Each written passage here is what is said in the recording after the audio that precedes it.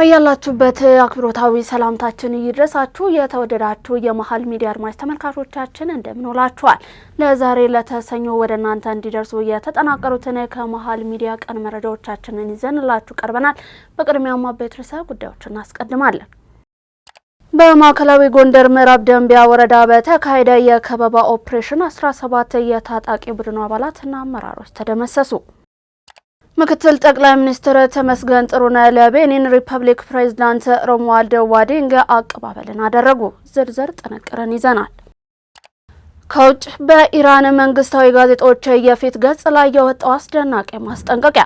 በኢራን የመንግስት ይፋዊ የዕለታዊ ጋዜጣ በሆነው ጃምኢጃም የፊት ገጽ ላይ በቀል በቅርቡ ይመጣል የሚል እጅግ አስደንጋጭ አምድ የወጣ ሲሆን ከርዕሱ ጎን ለጎን የሟቾቹ የቀድሞ የሀገሪቱ የበላይ መሪ አያቶላ አሊ አሚኒ የሽኝት ስነስርዓት ምስል በጉልህ ታይቷል። ተጨማሪ አለ።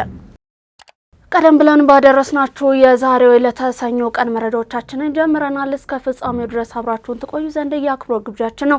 ከመሸጋገሪያ በኋላ ስንመለስ በቀጥታ ወደ ዝርዝሩ የምናልፍ ይሆናል። እስከዚያው ድረስ ዜናውን ላይክና ሼር ሚዲያችንን ሰብስክራይብ በማድረግ ዜናውን ተጀምሩ ዘንድ የአክብሮት ግብዣችን ነው። በመሃል ሲኤምሲ አፍሪካ ኮንቬንሽን ሴንተር ፊት ለፊት ዘመናዊ ኮምፓውንድ መኖሪያ መንደር ከድሪም ቢውልደርስ ሪል ስቴት በ10% ቅድመ ክፍያና እስከ 50% የባንክ ብድር ከ73 ካሬ እስከ 165 ካሬ አማራጭ 100% አንድ ጊዜ ለሚከፍል ደንበኛ አንድ መኝታ በ73 ካሬ 5.3 ሚሊዮን ብር ሙሉ ክፍያ፣ ሁለት መኝታ በ106 ካሬ 7.8 ሚሊዮን ብር ሙሉ ክፍያ፣ 3 መኝታ 136 ካሬ 9.9 ሚሊዮን ብር ሙሉ ክፍያ። ቀስ ብለው በግንባታ ሂደት ለሚከፍሉ ደንበኞች አንድ መኝታ በ73 ካሬ 720 ሺህ ብር ቅድመ ክፍያ፣ ሁለት መኝታ በ106 ካሬ 1 ሚሊዮን ብር ቅድመ ክፍያ፣ 3 መኝታ 136 ካሬ 1.3 ሚሊዮን ብር ቅድመ ክፍያ። የካሬ ዋጋ ከ73000 እስከ 98888 ብር ብቻ። በውስጡ ባለ 5 ኮከብ ሆቴል፣ ዘመናዊ መኪና ማቆሚያ፣ 4 ሊፍት፣ ስታንድ ባይ ጄኔሬተር፣ ኢንዶር እና አውትዶር መዋኛ ገንዳ፣ የመሮጫ ትራክ፣ የልጆች ጋርደን እና 4000 ካሬ የዌልነስ ሴንተር እስከ 30% ቅናሽ ያገኙ። አሁኑን ይደውሉ። ድሪም ቢውልደርስ ሪል ስቴት። ተመልሰናል። በቀዳሚነት ወደ ያዝነው መረጃችን አለፍን። በማዕከላዊ ጎንደር ምዕራብ ደንቢያ ወረዳ በተካሄደ የከበባ ኦፕሬሽን 17 የታጣቂ ቡድኑ አባላት እንዲሁም አመራሮች ተደመሰሱ። የዚህ ዜና ዝርዝር እንደሚከተለው ይቀርባል። በማዕከላዊ ጎንደር ዞን ደንቢያ ቀጠና የተጀመረው የተቀናጀ ወታደራዊ እርምጃ አድማሱን እያሰፋ መቀጠሉ ተሰምቷል። በምዕራብ ደንቢያ ወረዳ ስልታዊ እንቅስቃሴ ለማድረግ ሲሞክር የነበረው የታጣቂ ቡድን በመንግስት ጥምር ጦር በተቀናጀ የከበባ ኦፕሬሽን ዳግም ከባድ ምት እንደደረሰበት ተገልጿል። በቀጠናው የተሰማራው የሀገር መከላከያ ሰራዊትና የጥምር ጦር አባላት በጋራ በሰነዘሩበት የከበባ ጥቃት የቡድኑን ወታደራዊ መዋቅር ክፉኛ ማዳከም መቻሉም ታውቋል። የጸጥታ ምንጮች እንደገለጹት ከሆነ ታጣቂ ቡድኑ በምዕራብ ደንቢያ ወረዳ በተለያዩ አቅጣጫዎች ለመንቀሳቀስና ለመሽሎክሎክ ሲሞክር በቅርብ ክትትል ሲደረግበት ቆይቷል። ጥምር ጦሩ ባዘጋጀው ፈጣንና ያልተጠበቀ የከበባ ስምሪት የታጣቂ ቡድኑን የመውጫና የመግቢያ መስመሮችን በቁጥጥር ስር በመዋል እርምጃን ወስዷል። በዚህ ስኬታማ ኦፕሬሽን የተመዘገበው ውጤትም 17 ታጣቂ ቡድኑ ከፍተኛ አመራሮች እንዲሁም አባላት ወዲያውኑ ተደምስሰዋል። በርካታ የቡድኑ አባላት እጃቸውን ለመስጠት በመገደዳቸውም በቁጥጥር ስር ውለዋል። ይህ እርምጃ ባለፉት ቀናት በምዕራብና በምስራቅ ደንቢያ ወረዳዎች በተከታታይ ከተመዘገቡት ድሎች ቀጣይ አካል መሆኑ የተገለጸ ሲሆን በጥምር ጦሩ የተወሰደው የከበባ ስልት የታጣቂዎቹን የመከላከል አቅም ሙሉ በሙሉ ያፈረሰ ነበር ተብሏል። በአሁኑ ወቅት በጥምር ጦሩ የተማረኩትን የቡድን አባላት ኦፕሬሽኑ በተካሄደበት ቀጠና ለይቶ የማጣራት እንዲሁም የጦር መሳሪያዎችን የመሰብሰብ ስራ እየተከናወነ ይገኛል። የጥምር ጦሩ ክትትልና ጥበቃ በቀጠናው ላይ ይበልጥ ተጠናክሮ መቀጠሉም ነው የተመላከተው። የኢፌዴሪ ምክትል ጠቅላይ ሚኒስትር ተመስገን ጥሩነህ ለቤኒን ሪፐብሊክ ፕሬዝዳንት ሮሙአልድ ዋዲንግ አቀባበልን አደረጉ። ምክትል ጠቅላይ ሚኒስትር ተመስገን ጥሩነህ ወደ ኢትዮጵያ ለመጡት ለቤኒን ሪፐብሊክ ፕሬዝዳንት ሮሙአልድ ዋዲንግ አቀባበልን አድርገዋል። ምክትል ጠቅላይ ሚኒስትሩ በማህበራዊ ትስስር ገጻቸው ባሰፈሩት መልእክትም የቤኒን ሪፐብሊክ ፕሬዝዳንት ሮሙአልድ ወደ ምድረ ቀደምቷ ኢትዮጵያ እንኳን ደህና መጣችሁ ብለዋል። በታላቅ የለውጥ ጉዞ ላይ በምትገኘው ኢትዮጵያ የሚኖሩት ቆይታ ስኬታማ እንዲሆንም እመኛለሁ ነው ያሉት። ይህ በእንዲህ እንዳለ ጠቅላይ ሚኒስትር ዶክተር አብይ አህመድ የቤኒን ፕሬዝዳንት ክቡር ሮዋልድ ዋግኔን ተቀብለው በወል ጉዳዮች ዙሪያ መምከራቸውን ገልጸዋል። የሁለትዮሽ ግንኙነትን መጠናከር እንዲሁም በጋራ ጥቅሞች ላይ የላቀ ትብብር ለማድረግ በሚያስችሉ እድሎች ዙሪያ ፍሬያማ ውይይትን አድርገናል። ጠቅላይ ሚኒስትሩ አክለውም ለጥልቅ አጋርነት እንዲሁም ለዘላቂ ወዳጅነት ያለንን የጋራ ቁርጠኝነትን ይበልጥ እንደምናሳድግ ጽኑ ፍላጎት አለን ብለዋል በመልእክታቸው። የውጭ ጉዳይ ሚኒስትር የኢትዮጵያ መንግስት በውጭ ሀገር ለሚኖሩ ዜጎች ደህንነት ጥበቃና የቆንጽላ ድጋፍ ከፍተኛ ትኩረትን እንደሚሰጥ ገለጸ። ሚኒስትሩ በሳውዲ አረቢያ በአስቸጋሪ ሁኔታ ውስጥ የሚገኙ ኢትዮጵያውያንን ጉዳይ የተመለከተ መግለጫን አውጥቷል። የሚኒስትሩ መግለጫ ሙሉ መልእክት እንደሚከተለው ይቀርባል። የኢትዮጵያ ፌዴራላዊ ዴሞክራሲያዊ ሪፐብሊክ የውጭ ጉዳይ ሚኒስትር በሳውዲ አረቢያ ውስጥ የሚገኙ ኢትዮጵያውያንን ሁኔታ በተለይም ደግሞ የህግ ሂደትና የፍርድ ውሳኔ የተላለፈባቸውን ወገኖች በሚመለከቱ ጉዳዮች ላይ ከሚመለከታቸው የሳውዲ አረቢያ ባለስልጣናት ጋር በቅርብ መስራቱን ቀጥሏል። የኢትዮጵያ መንግስት በውጭ ሀገር ለሚኖሩ ዜጎች ደህንነት ጥበቃና የቆንጽላ ድጋፍ ከፍተኛ ትኩረትን ይሰጣል። የሳውዲ አረቢያ በአስቸጋሪ ሁኔታ ውስጥ በሚገኙ ዜጎች ጉዳይም መንግስት በከፍተኛ አመራሩ በኩል ከሀገሪቱ ባለስልጣናት ጋር ተከታታይ ውይይቶችን አድርጓል። በተጨማሪም በሪያድ በሚገኘው የኢትዮጵያ ኤምባሲ እንዲሁም በጅዳ በሚገኘው ቆንጽላ ጄኔራል አማካኝነት አስቸጋሪ ሁኔታ ውስጥ ለሚገኙ የኢትዮጵያ ዜጎች ሰብአዊ ምሕረት እንዲደረግላቸው ለመጠየቅ የቆንጽላ ድጋፍ እንዲያገኙ ለማድረግና ተገቢው መፍትሄ እንዲፈለግላቸው ከሚመለከታቸው የሳውዲ ባለስልጣናት ጋር ያለውን ውይይት አጠናክሮ ቀጥሏል። እነዚህ ቀጣይነት ያላቸው የዲፕሎማሲ እንዲሁም የቆንጽላ ጥረቶች በሰብአዊነት ረገድ አዎንታዊ ውጤቶችን አስገኝተዋል። እስካሁን ድረስም በአጠቃላይ 1971 ኢትዮጵያውያን ዜጎች የሳውዲ ባለስልጣናት ካደረጉት የንጉሳዊ ምህረት ተጠቃሚ መሆን እየቻሉ ሲሆን የኢትዮጵያ መንግስትም እነዚህን ዜጎች ወደ ሀገራቸው በተከታታይ በረራዎች እየመለሰ ይገኛል። ሚኒስትሩ ይህንን ሂደት በቆንጽላና በሰብአዊ ጉዳዮች ላይ በሁለቱ ሀገራት መካከል ያለውን ትብብርና የረጅም ዘመን ግንኙነትን የሚያንጸባርቅ መሆኑን ይገነዘባል። የውጭ ጉዳይ ሚኒስትር በውጭ ሀገር የሚኖሩ የኢትዮጵያውያን ጥቅሞችን፣ መብቶችና ደህንነትን ለመጠበቅ ያሉትን የዲፕሎማሲና የቆንጽላ አማራጮችን ሁሉ በመጠቀሙን የሚቀጥል ሲሆን ዜጎችን በሚመለከቱ ቀሪ ጉዳዮች ላይም ከሳውዲ አረቢያ መንግስት ከሚመለከታቸው ባለስልጣናት ጋር ያለውን ግንኙነት አጠናክሮ ይቀጥላል። ከጥፋት እንዲሁም ከጥላቻ ዙሪት ይልቅ የሰከነ ውይይት እንዲሁም ምክክርን እየመረጠችው ኢትዮጵያ በአሁን ወቅት ካልተገነባ ፖለቲካ ውጥረት፣ ከጥላቻ ንግግሮች እንዲሁም ከጠብ አውዳሚ መንገድ ይልቅ የሰከነ ውይይት እንዲሁም ሁሉን አቀፍ ምክክርን ብቸኛ እንዲሁም አስተማማኝ የነገ መዳረሻዋ አድርጋ መርጣለች። ተጨማሪውን ይዘናል፣ ተመልክተን እንመለስ። ኢትዮጵያ በአሁኑ ወቅት ካልተገባ ፖለቲካዊ ውጥረት፣ ከጥላቻ ንግግሮች እንዲሁም ከጠብ አውዳሚ መንገድ ይልቅ የሰከነ ውይይት እንዲሁም ሁሉን አቀፍ ምክክርን ብቸኛ እንዲሁም አስተማማኝ የነገ መዳረሻ አድርጋ መርጣለች።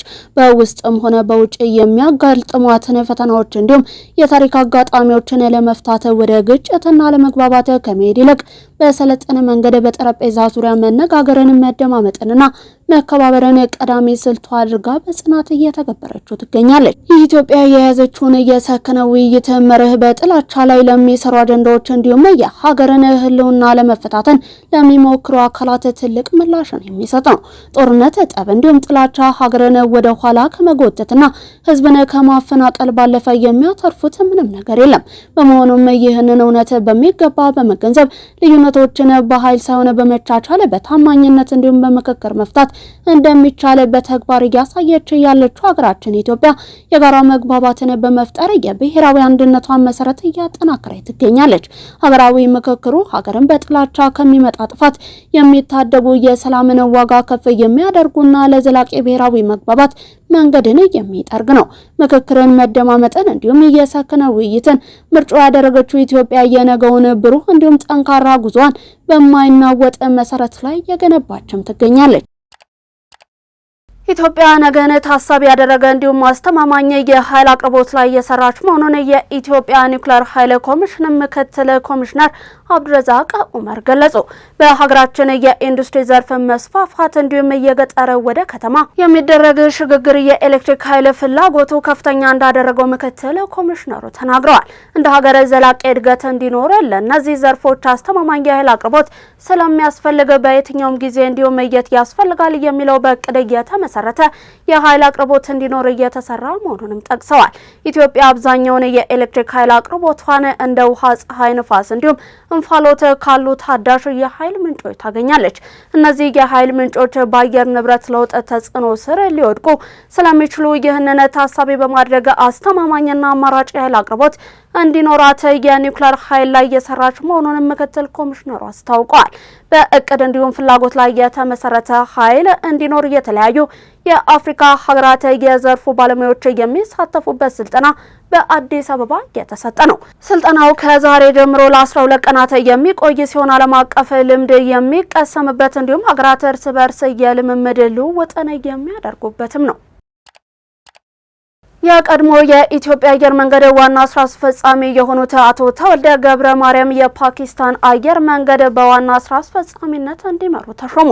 በዓለም አቀፉ አቪዬሽን ኢንዱስትሪ ውስጥ ስመጥር እና አንጋፋ የስራ መሪ የሆኑት አቶ ተወልደ ገብረ ማርያም የፓኪስታን ብሔራዊ አየር መንገድ በዋና ስራ አስፈጻሚነት እንዲመሩ ሹመት ተሰጥቷቸዋል። የፓኪስታን መንግስት ብሔራዊ አየር መንገዱ ከተጋረጠበት የፋይናንስና የእድገት ቀውስ ውስጥ አውጥቶ ወደ ተሻለ ስኬት ለመምራት በዓለም አቀፍ ደረጃ ትልቅ ተሞክሮ ስኬት ያላቸውን አቶ ተወልደ ገብረ ማርያምን መምረጡን ምንጮች አመልክተዋል። የፓኪስታን ዓለም አቀፍ አየር መንገድ ባለፉት ዓመታት ውስጥ በተለያዩ የአስተዳደር፣ የፋይናንስ እጥረት እንዲሁም የመዋቅር ቀውሶች ውስጥ ሲያልፍ የቆየ አየር መንገድ ነው። አቶ ተወልደ ገብረ ማርያም ይህንን አየር መንገድ እንዲመሩ መሾማቸው አየር መንገዱን ከተደቀነበት ኪሳራ አውጥተው እንደ የኢትዮጵያ አየር መንገድ ሁሉ ትርፋማና ተወዳዳሪ ለማድረግ ካለው ትልቅ እቅድ የመነጨ መሆኑም ተገልጿል።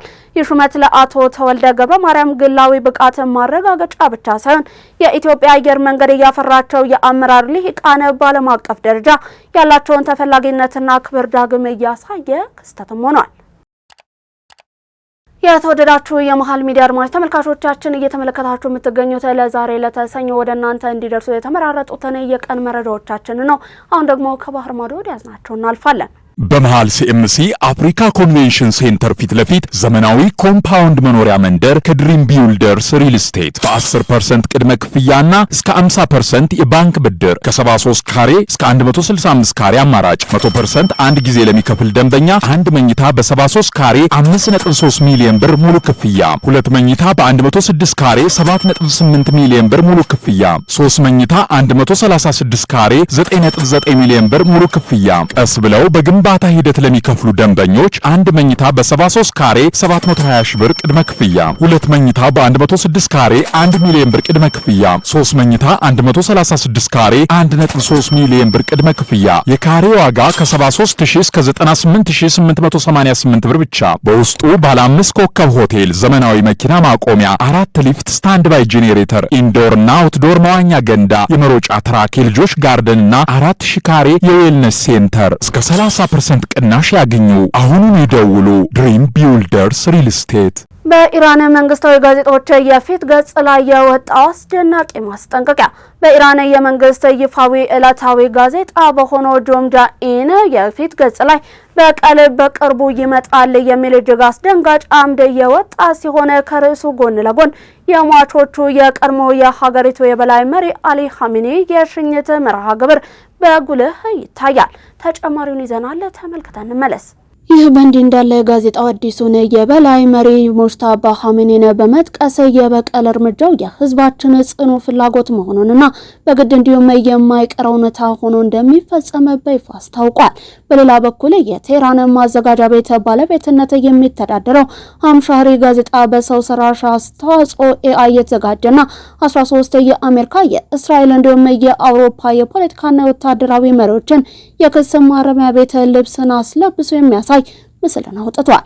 በዚህ ምስል ላይ በእያንዳንዱ መሬት ግንባር ላይ ያነጣጠረ የኢላማ ምልክት የተቀመጠባቸው ሲሆን ከነዚህ መካከል ዶናልድ ትራምፕ፣ ቤንያሚን ኔታንያሁ፣ ማርኮ ሩቢዮ፣ ፔቴ ሄግሴን፣ ኢማኑኤል ማክሮን፣ ኬር ስታርመር፣ ጆርጂያ ሜሎኒ እንዲሁም ፍሬድሪክ ሜርስ ይገኙበታል። እነዚህ ተከታታይ የፕሬስ ውጤቶች የወጡት አዲሱ መሪ ሙጅተባ ካሚኒ ለአባታቸው መገደል ያጸፋ እርምጃ እንደሚወስዱ በጽኑ ቃል ከገቡ በኋላ ሲሆን በጋዜጦቹ ላይ የወጡት ግራፊክሶችና የስም ዝርዝሮች ግን ከኢራን መንግስት ይፋዊ የጦርነትና የወታደራዊ መግለጫዎች የተለያዩ መሆናቸው ተመላክቷል።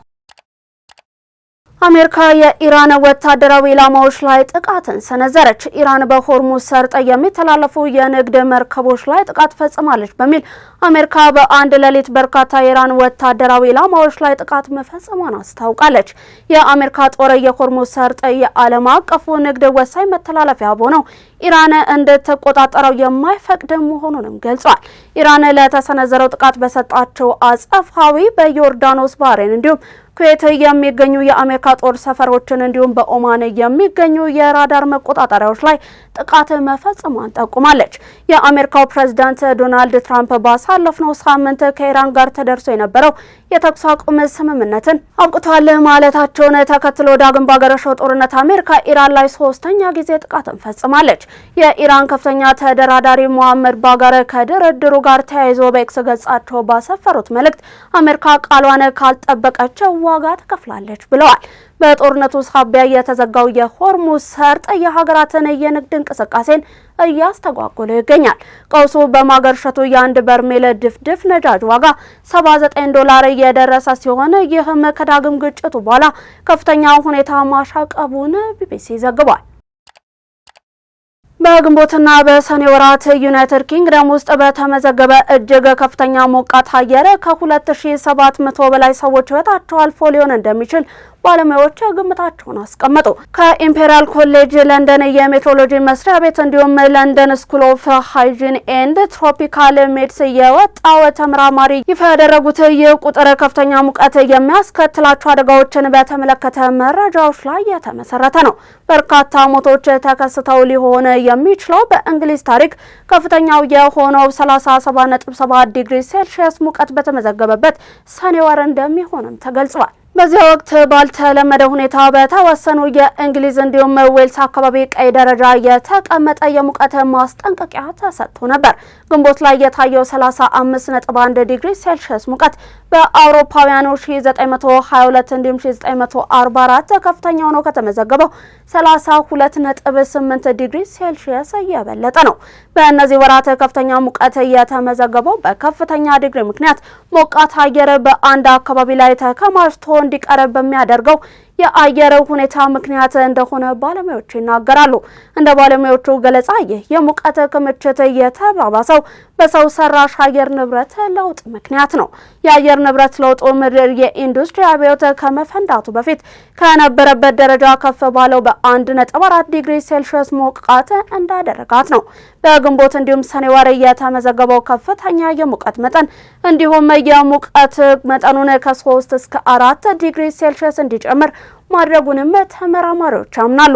በርካታ የዩናይትድ ኪንግደም መኖሪያ ቤቶች ይህንን አይነት ሙቀት ለመቋቋም የተሰሩ ባለመሆናቸው ሰዎች ለተራዘመ እንዲሁም ከፍተኛ ሙቀት ተጋልጠዋል ብለዋል። ዛሬ ለተሰኞ ከመሃል ሚዲያ ቀን መረጃዎቻችን እስካሁን ያደመጣችኋቸውን ይመስሉ ነበር። ምርጫችሁ አድርጋችሁን እስከ ፍጻሜው ድረስ ስለተመለከታችሁን እጅግ እናመሰግናለን። ዜናውን ላይክ እና ሼር፣ ሚዲያችንን ሰብስክራይብ በማድረግ ቤተሰብነታችሁን አጋርነታችሁን ታጠነክሩ ዘንድ የአክብሮት ግብዣችን ነው። ከዩቲዩብ ባለፈ በፌስቡክ፣ ቴሌግራም እንዲሁም ቲክቶክ ገጾቻችን ተጨማሪ የመሃል ሚዲያ ይዘቶችን መመልከት ትችላላችሁ። በእኔ ቦታ በቃው። ሰናይ ቀን ተመኘ።